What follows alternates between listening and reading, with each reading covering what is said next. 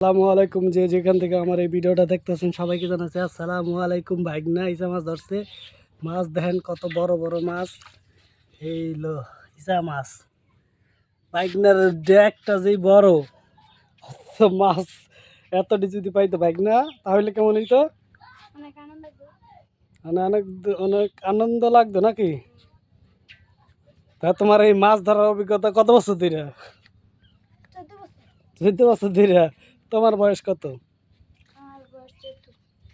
14 বছর মানে ওই ওই সেই সময় থেকে তোমার মাছ ধরার অভিজ্ঞতা।